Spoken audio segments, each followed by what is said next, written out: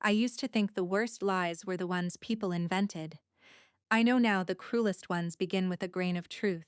14 days before my wedding, my parents asked my fiancé, Daniel, to come over without me. They said they wanted a private conversation between adults. I arrived 10 minutes later after work, expecting to help choose flowers or argue about seating charts. Instead, I walked into my childhood dining room and found my father leaning forward, hands folded.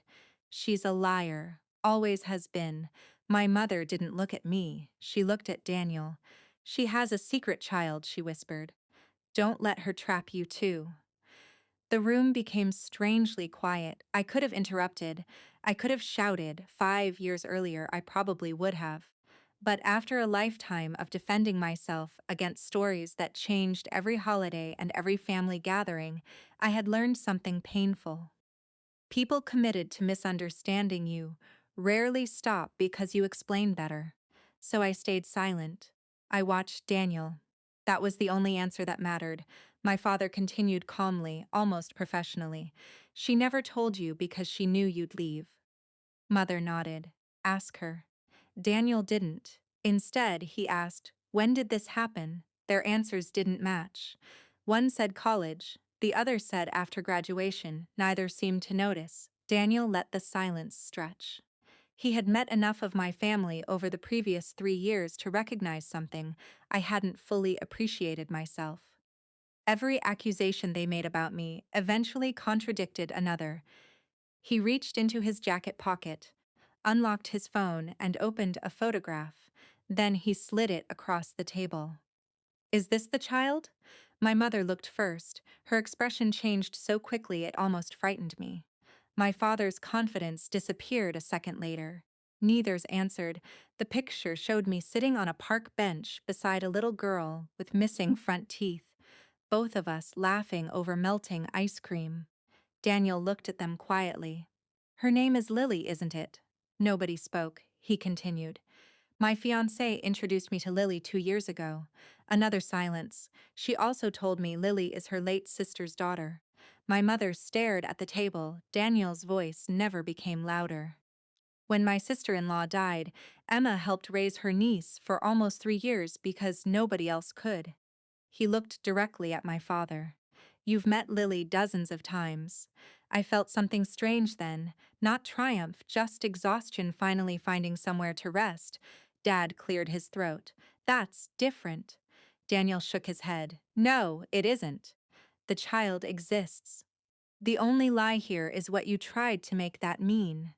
Nobody argued because there wasn't much left to argue with. Daniel turned to me for the first time. You knew they were going to say this. I nodded. I wasn't sure exactly what, but I knew it would be something. He reached across the table and took my hand. I wondered why you didn't defend yourself. I've spent years defending myself. My voice surprised even me. It never changed anything. We left together. Neither of my parents followed us outside. The next morning, Daniel called our venue coordinator. My parents had been handling welcome bags for out-of-town relatives and expected unrestricted access during the rehearsal. Daniel politely removed those responsibilities. He also updated the guest authorization list, so only invitations issued directly by us would be honored at every wedding event. There was no dramatic announcement, no family vote, no public humiliation. Just one clear administrative change. For the first time in my life, my parents couldn't use access as influence. Relatives called over the following week. Some wanted explanations, some repeated my parents' version. Others admitted the story had never sounded believable. I stopped trying to persuade anyone. The people who wanted the truth asked genuine questions. The people who preferred the rumor already had their answer before they picked up the phone. Our wedding was smaller than originally planned. Several empty chairs remained in the back row. I noticed them once. Only once. Then I looked ahead. Lily scattered flower petals down the aisle, concentrating so seriously that she nearly forgot to smile. When she reached me, she whispered, "Did I do okay?" I squeezed her hand. "You were perfect." Daniel heard her. He smiled the same quiet smile he had worn in my parents' dining room. Trust, I realized, isn't proven when everything makes sense.